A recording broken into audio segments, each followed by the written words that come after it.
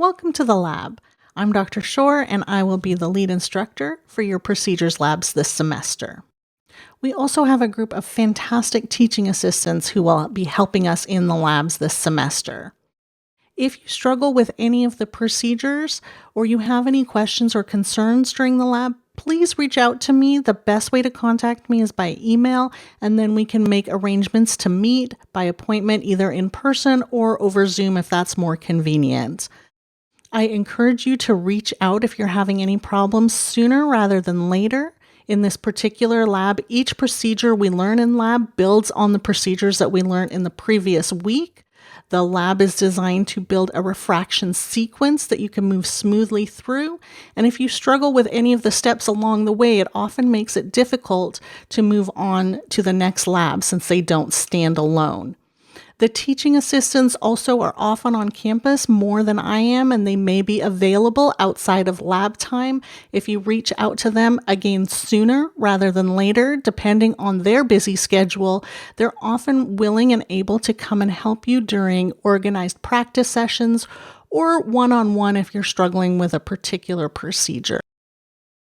This is your lab and your lab equipment. It's here for you to learn and for you to practice. The onus is on you to keep the lab clean, and I would really appreciate if you took a little extra time when you're finished lab, when you're finished practicing, when you're working in the lab and you're all done, to make sure that you clear away any debris that you brought into the lab and any extra debris that you see around. Just take a moment to make sure you leave the area clean. For the instruments, please make sure they're turned off, covered, and tucked away properly when you are done with them. If you're having any trouble moving the instruments, make sure that you double check that the lock knobs are loosened when you try and move them. They don't need to be opened all the way, but if you just turn them half a turn, then you unlock them and they can swing more easily into the positions you want to move them to. And then once you have them positioned either for working on the procedure on your patients or to put away, just give that knob a turn back to lock it in place. Again, you don't want to crank on it. That's going to cause its own problems, but just lock it down a little bit so that it's not moving freely anymore. Make sure you also are comfortable adjusting the patient's chair. Remember, those chairs are designed to move both up and down, to recline. Make sure you're comfortable moving that headrest so that you can position your patient properly, and realize that there is a lever that you can loosen in order to turn or swivel the chair side to side. So if you've forgotten some of that from last year, just take a few moments to make sure you're comfortable adjusting the patient's chair. There are a few different chair designs within these labs, so make sure that if you are unfamiliar with the patient's chair, that you just take a moment and realize they're all adjustable and that you can figure out how to do that. If any of the instrumentation, the equipment, the chairs, anything is not working the way you expect it, please reach out to me or one of the TAs. Sometimes it's something simple that we can help with or that we can fix easily. If it's not something we can fix right there, then we have a way to report those broken instruments or those equipment repairs that need to be done, and then we'll have somebody look at it. So just remember, this is your lab. Please leave it clean. Please leave the instruments in good shape, and everyone will have access and be able to practice with them. There are some consumable lab supplies that we will be using this semester, mainly alcohol wipes, chem wipes, Kleenexes, that sort of thing.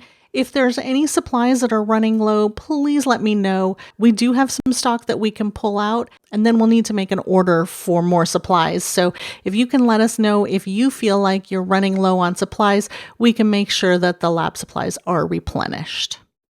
All the resources you need for this lab will be supplied to you on the Moodle course page. So for each week in lab, there's a lab intro video, which is what you're watching right now. There'll be demonstration videos for each of the new procedures that we go through, and then there'll be a lab handout that details what we'll be doing in that lab and any supplies or equipment that you need for that lab. For each week of lab, there'll be a pre-lab quiz that, again, you will do on Moodle. That quiz is there just to ensure that you have prepared for the lab, that you've watched the videos and read the lab handout, and you're coming to lab prepared. So it's a quick, easy quiz. Please make sure you do it before coming to lab. And then when you come to lab, make sure that you have all the supplies that you need for that lab. Before you come to this first lab, make sure you can access Epic. If you can't access your account from last year, I do not have the ability to re-grant access. You will need to submit a service request. So if you don't have access to that for the first lab, it will make it difficult for you to complete your assignments. I suggest that you check and make sure that you can access it before coming to lab. And if for some reason your account has been closed or you just can't access it, submit that service request so that we can get that solved, hopefully before lab begins. Watch all the intro and demo videos. Sometimes there's just one intro and one demo video. Sometimes there are multiple demo videos depending on what we are doing that week in lab. So make sure that you watch them all and then read that lab handout. Make sure you have all the equipment that is required for that lab. And if you want, you can make arrangements to share some equipment with a classmate, but just keep in mind that you are ultimately responsible for your own equipment and being prepared for lab. After lab, you will have lab assignments for each week of lab that we do. Those lab assignments need to be completed and submitted through Moodle before the beginning of your next lab period. If you have previous lab assignments that have been submitted and graded, please review them and incorporate any feedback that the TAs have given you into how you complete your next assignments.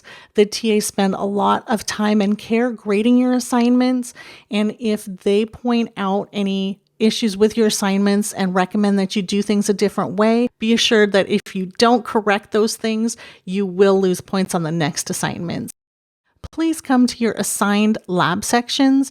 The labs are scheduled so that we have even numbers of students in each lab section, and that allows the students to practice and switch partners and make the best use of the limited lab time that we have. So please arrive on time and be there for the entire lab period so that you are not leaving a partner without somebody to work with.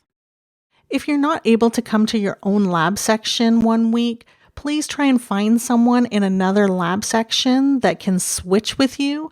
Go ahead and email me and the person you want to switch with. You must submit a request to switch labs beforehand. If you do end up switching labs unexpectedly or you're struggling to find someone to switch with, please contact me as soon as possible. I may be able to help you find someone to switch with, or if you did happen to miss lab due to an emergency, then I want to make sure that we figure out how to get you back up to speed with the procedures. Each lab will have assignments. And if there are several assignments due for 1 week, you must complete all those assignments on different patients. Each assignment is going to be submitted through Moodle, so take a little extra time and make sure that when you look in Moodle, you see where to submit those assignments and that you submit the correct assignments in the correct spots. I really encourage you to be organized with this. The number of assignments due are going to build up quickly, and it will be easy to get behind if you haven't organized yourself from the start. When you hand in assignments for this lab, you're going to hand them all in through Moodle. So when you are doing specific procedures, you're going to record your results directly into Epic, take screenshots of your findings, put those screenshots into a document that you convert to a PDF and submit, and make sure you're submitting them to the correct location in Moodle. It can get confusing very quickly because there's going to be a lot of assignments. So I really encourage you to be organized from the beginning. Save your screenshots as soon as you complete the procedures. Occasionally, Epic will be refreshed and you will lose all that information that you originally put into Epic. So It's ideal to please take your screenshots right when you finish the procedures. Once you've taken those screenshots, I do recommend that you label them or name them in a way that works for your organizational system. And if you can, that you have a folder on your desktop that you save them directly to so that they are easy to find and ready to be submitted. Please check to make sure that you have access to your Epic account before coming to Lab 1, because immediately we're going to be doing procedures and recording them in Epic. Also, to keep things organized and clear, I ask that you create new patients within Epic in order to use those new patients for your assignments and proficiencies. I've created a PowerPoint, again, that's accessible on the Moodle course page, so go ahead and look at that if you don't know how to create new patients within the Epic Learn environment, and use those new patients to organize your assignments. For proficiencies as well, I would like you to come in ready with a new patient created that is blank so that it's straightforward and easy for us to see the recording that relates to that proficiency specifically. Details on how this course is graded are in the syllabus, which is again up on the Moodle course page. The distance proficiency, I want to point out, is worth almost half of your entire grade for this lab. So keep that in mind. That distance proficiency is a significant proficiency. We'll be working towards that for more than the first half of this semester, and you will have time to put that distance proficiency together. Again, please don't wait until we're approaching the proficiency to come to me with any concerns or problems, difficulties that you're having. Reach out to me sooner. Reach out to the TAs. We'd like to make sure that we help you along the way. For the course, you will need a 75% to pass the course, but you will also need to make sure you obtain at least 85% on each of those proficiencies. So you cannot pass the course unless you get 85% on all the proficiencies. If you do not get 85% the first time through on the proficiency, you will be required to repeat the proficiency. If you have any questions or concerns about the course in general, please reach out to me. Just send me an email and we'll make a time to connect and talk about any concerns that you have. Let's get into what we are actually going to be doing for our first lab. Please watch the video to reacquaint yourself with the Phoropter types that we have here at Pacific. Go ahead and read the relevant sections for retinoscopy and 20/40 blur in the lab and lecture supplement. You will have been given a printed version of the lab and lecture supplement, and it's also available on the Moodle page for lab as well as the Moodle page for lecture. Also watch the video on retinoscopy through 20/40 blur. This week in lab, we're going to be working on retinoscopy. This should be review for you. I know it's been a long time since a lot of you have picked up a retinoscope, so hopefully we can pick that up, get the dust off, and get going pretty quick here. Retinoscopy is a skill that feels like sometimes it can be extremely time-consuming, but it really shouldn't be. The quicker you can do retinoscopy, actually, the better results you will get. The most important thing in order to make it not such a time hog is to be able to control the patient's accommodation. If the patient's accommodation is fluctuating, you're going to have a really hard time figuring out what reflex you're seeing because it is going to be changing. If you can control the patient's accommodation, keep that stable, then at least the reflex that you see during retinoscopy won't be changing as much. So it's really important, in order to avoid having retinoscopy take a long time, you must control the patient's accommodation. If you remember some of the best ways to control a patient's accommodation, one of them is to have a large distance target. So that target is a non-accommodative target that the patient is looking at. Make sure that if possible, you use the red-green background on that target. That can help in stabilizing a patient's accommodation. And then make sure that they can see that target. It's not much use to you to have that good non-accommodative distance target with the red green if the patient can't see it. And the main reason they wouldn't be able to see it is if your head was covering up the target. So when you are doing retinoscopy on the patient's right eye, you have to remember that their left eye is the one looking at that non-accommodative distance target. And so you can't have your head in front of their left eye. I generally ask my patient to please let me know if my head covers more than half of the target that they're looking at, and so that I can make sure that I am not blocking that for them. Another thing that you need to do in order to make sure that the patient is not accommodating or that their accommodation is under control is make sure that they are overplussed. So when you start retinoscopy, you want to check that the eye that is looking at the target, so the one that is controlling accommodation, is overplussed. And you can check that by doing a quick retinoscope over that eye and making sure that you have against motion. Against motion is going to indicate that that patient is overplussed, and the eye that is overplussed is not going to fluctuate with accommodation as much. Another reason that retinoscopy can be time-consuming is because you keep scoping across the pupil and you are not sure about what type of reflex you are seeing, whether it's with, against, or maybe even neutral. Sometimes you look in and you feel like you can't really see anything. So one of the key things to do is when you scope across, if you are not certain if you're seeing with or against motion, or if you look in and you really feel like you can't see much of a reflex at all, it's really important that you do something or you make a change. If you are certain that you see against motion, then of course you're going to add minus. If you're certain that you see with motion, you're going to add plus in order to get closer to the neutral. And then when the reflex switches directions, you're going to bracket your response and have a final result. If you're having trouble telling whether you see with or against motion, go ahead and make some big changes. You can use the large wheel on the manual phoropter to make 3 diopter changes. Or you can just make big changes on the automated phoropter by turning the wheel multiple times or changing the size of the steps as you turn the wheel. There should be no reason to be scoping across the pupil, not being certain of what you see, and then not changing anything. If you don't know whether you're seeing with or against, go ahead and make some big changes to the power in the phoropter, and then hopefully we'll find a point where you can identify whether you're seeing with or against motion and move from there. So big changes, quickly control the patient's accommodation. Those are the keys. And then, of course, you want to bracket your results.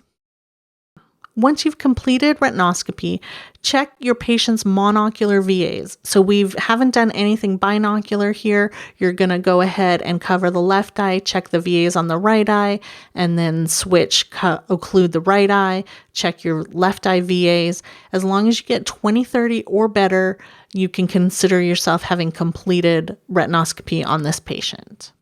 The new procedure we are learning today is how to achieve a 20/40 blur. So finding the patient's 20/40 blur is an important step in the refractive sequence. The 20/40 blur is going to be the most plus lens you can put in front of the patient that allows them to still see, just barely see, a few letters on that 20/40 line.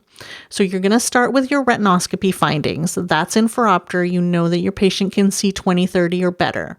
You're going to go ahead and put a 20/40 isolated line up in front of the patient, and you're going to slowly add plus. Now, this test is done monocularly, so you're going to have one eye occluded, and the eye you're testing is the only one that's open.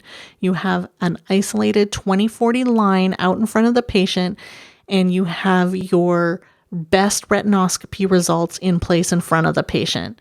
You're going to slowly add plus in front of the patient until the patient tells you that they can no longer read any of the letters on that 20/40 line.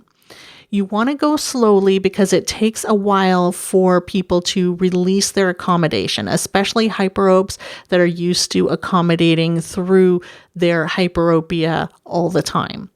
So you're going to make sure that you go slowly, and when the patient tells you that they can no longer read any of the 20/40 line, you're going to give them a moment, maybe have them blink a couple times, and ask them if that line is still too blurry to read. Your endpoint needs to be a sustained blur. If after a few moments they can relax their accommodation and once again read that 20/40 line, you're going to go and continue to add plus in front of them until it does blur out and stays as a sustained blur. So it takes a while for them to release their accommodation, and so you need to go slow on that. Once the line is completely blurred, you're going to get a recovery. So you're going to ask the patient to tell you when they can first barely read any of the letters on that 20/40 line. And I find it really helpful to ask the patient to go ahead and tell me the letters when they can see them. I also randomize the letters at this point before I start taking the plus back away, because the patient may have that original 20/40 line memorized by this point. So if I can take away those letters and replace them with a random line, which you can do easily on the automated Phoropters, then that gives you a more realistic result. So go ahead and take away the plus, or slowly click into minus until the patient can read any of those letters again. And you want to stop as soon as they can barely read any of the letters on that line. Your recovery is what you're going to record as your 20/40 blur. So not the sustained blur point, but where they say they can barely read one or two letters on that line again. So the assignments that will be due for Lab 1 are mainly review. You're going to do retinoscopy, monocular distance VAs, and the new procedure 20/40 blur on 3 patients. Go ahead and record those in Epic, take your screenshots, put them onto a document, and submit as a PDF into Moodle. You're also going to do a review by doing entrance skills on 1 patient. So you're going to include case history, VAs, pupils, EOMs, near point of convergence, cover test, Maddox rod, and confrontation visual fields. Those should all be review for you. So that's just getting you back into using Epic and back into the swing of things. Make sure you also take screenshots of those, put them in a document, and submit them in the appropriate place onto Moodle. The Lab 1 recording form and questions are also going to be due. There's another spot in Moodle for you to complete that form and submit it. And this week, you're going to have retinoscopy and checking your monocular distance VAs on 2 patients. I want you to do 1 patient on a manual Phoropter and the other one on an automated Phoropter. Make sure you indicate which type of Phoropter was used when you submit. All lab assignments will be due before the following lab. If you turn in your assignments or your sequences late, you will not get full credit for them. If you turn them in within 24 hours of when they were due, you can get half credit. And if you turn them in over 24 hours after they were due, you won't get any credit for that assignment or that sequence. However, the TAs do spend a lot of time going over the assignments and the sequences and giving you feedback where appropriate. So it's still worth it to submit them, even if you do submit them late, in order to get that feedback from the TAs. That will be helpful for the future assignments and practice sequences that you do. Thanks for your time and attention, and I look forward to seeing you in lab.